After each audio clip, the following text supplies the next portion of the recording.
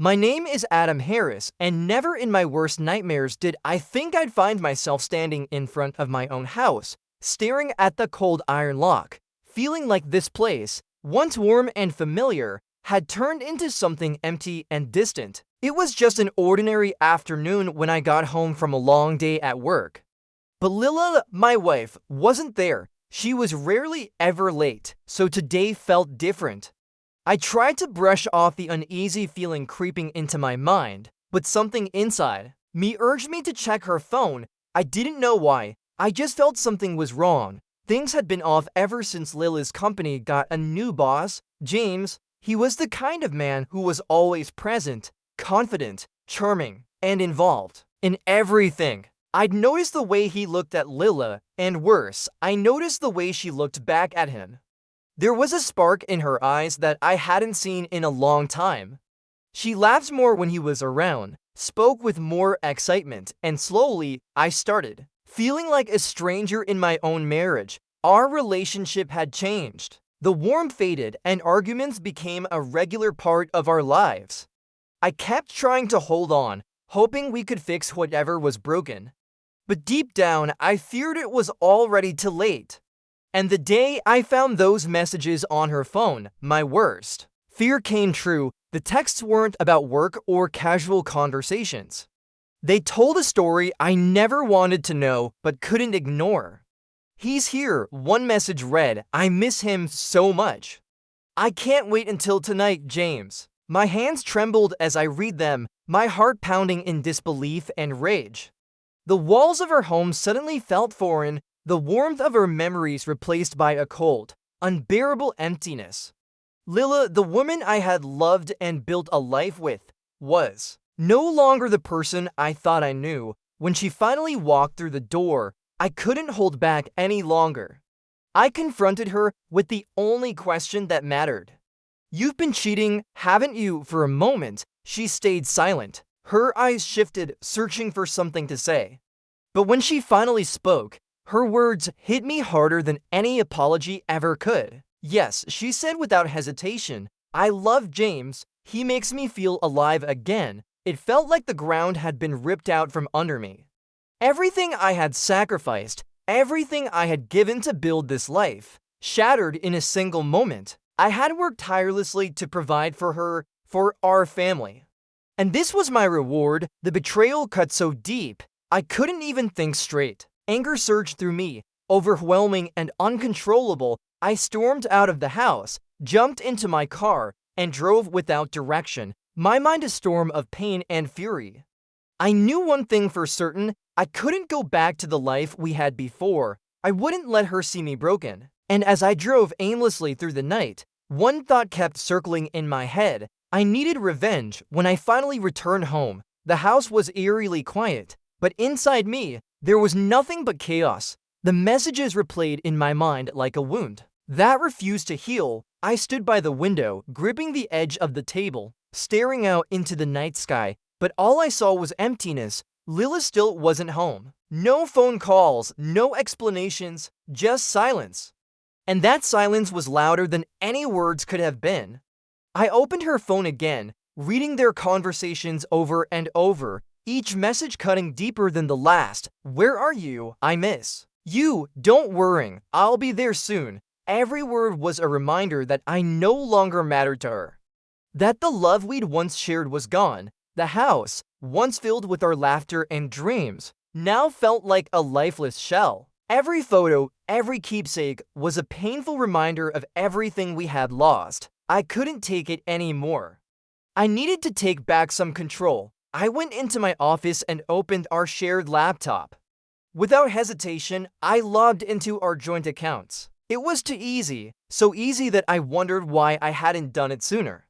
Every cent, every dollar, I transferred into my own account. It wouldn't heal the pain, but at least it gave me a sense of power, a small piece of justice. But even that wasn't enough. I needed to do more. I sat down and wrote letters, one to my mother, one to Lila's family, and one to our children. The last letter, though, I knew I'd never sent. It was a reminder, a record of the truth, written in the hope that one day, when they were old enough, they'd understand. Finally, my eyes fell on the wedding ring sitting on the table, a symbol of promises that no longer mattered. I picked it up, held it for a moment, then set it down and walked away. As I stepped into the bedroom, I knew there was no turning back.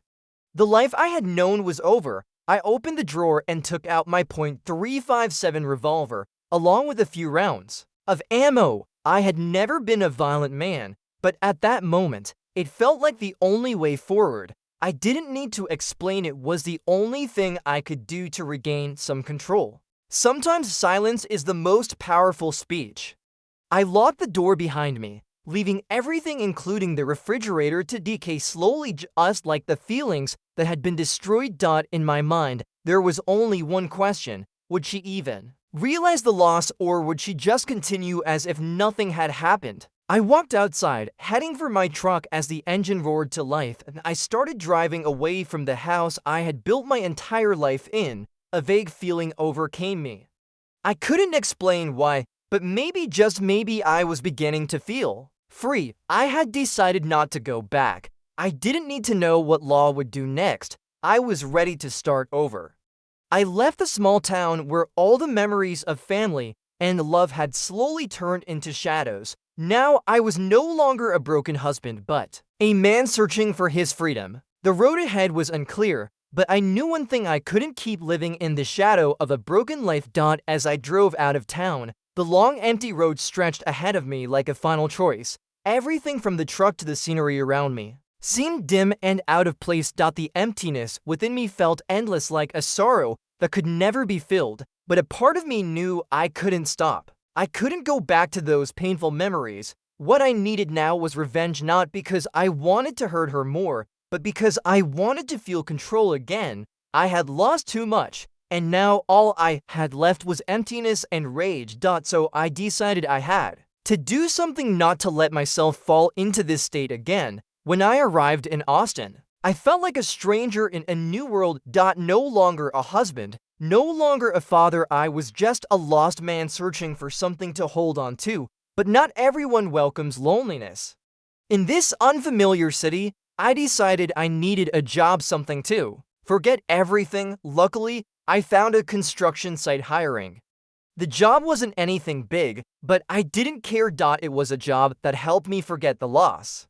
A new day began, and I took a job as a laborer, working hard to feel some change in my life. Every morning, I threw myself into the work like a machine, never stopping, never thinking. But every time night came, the loneliness hit again. I didn't want to talk about law, didn't want to remember the family, but they were always there in my dreams and those quiet moments. I once thought I could get through it all. But then I found myself like a ghost, lost in this strange city. Then one day, a phone call made me return to reality. It was James, that damn bastard called me. Layla didn't call, but he did. A call I didn't want, but one that made me shudder. I didn't know what he wanted. I didn't know if he thought I would easily forgive him for dragging my wife into an affair, but I still answered, not because I wanted to hear his apology, but because I needed to know. Adam, I'm sorry. James's voice sounded a bit tired, but also like he was trying to stay calm. I didn't mean for any of this to happen, but I got caught up in what? I cut him off, unable to contain the rising anger. In this secret affair? You don't need to apologize. Law and I are done. What do you think you're doing with her? James was silent for a moment, then spoke again, his tone showing some regret. But I didn't care. I know this can't be fixed, but I just wanted to say that I didn't intend. Don't say anything more. I hung up, the feeling of rage surging inside me. I truly didn't want to hear his apology. Everything was already too late. I sat quietly in my small motel room, not out of fear or sadness, but because I didn't know what to do next. I didn't feel safe inside. I didn't know if I could ever return to the old life, but I knew one thing: revenge was not over. What I needed now was relief, and I wouldn't stop until I got it. A few days later, I got an invitation from an old colleague, David. He was the only one I could talk to about this without feeling like a weak man. Adam, I know you're going through a tough time, but you need to find a way to deal with this. You can't keep living in hatred. David wasn't wrong.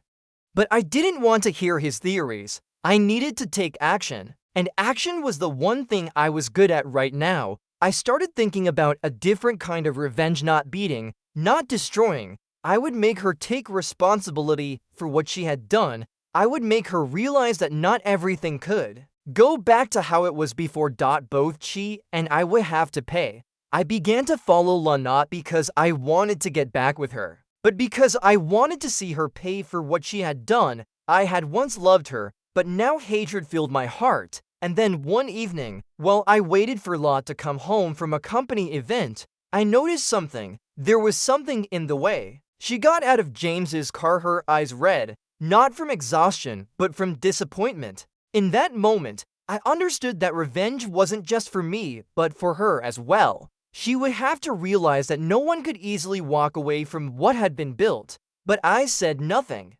I just watched in silence. I knew one day she would have to pay, and I wouldn't let this end easily. I had lost too much to just sit there and cry. It felt like I was becoming someone else. Someone who no longer had any trace of weakness. Someone who was no longer Adam Harris. Everything had changed, and now I could only look forward, not backward. Though there was still some emptiness in my heart, I couldn't ignore the burning anger. Whenever I remembered what La had done, I wasn't one to forgive easily. And if there was something I couldn't forgive, it was betrayal. Though I knew I would never get back what I had lost, I could still find a way to make her realize the pain she had caused me. I started wanting to see everything slowly changing. The days working on the construction site were no longer just a way to make money, but a way to release all my anger. Each hammer strike into the nail, each scratch on my hands made me feel like I was filling the emptiness inside.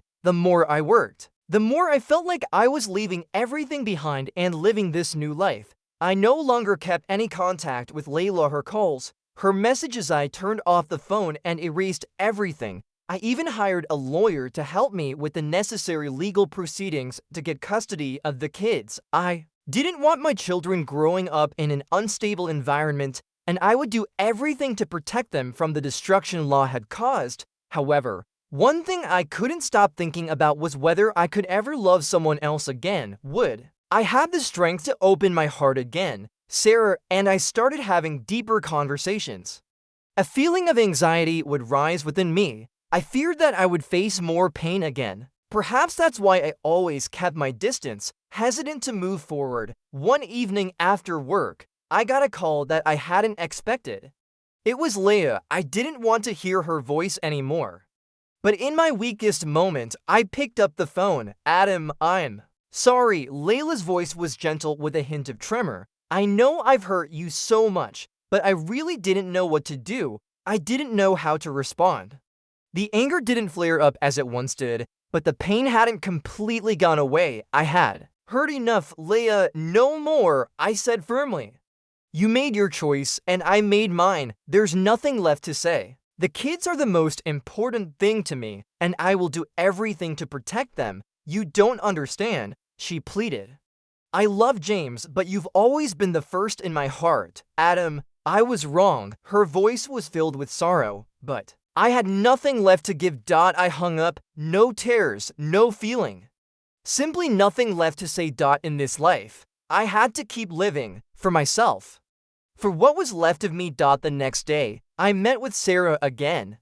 And in that meeting, I realized one thing. I had started to change, not because of Leia, not because of anything from the past, but because of myself.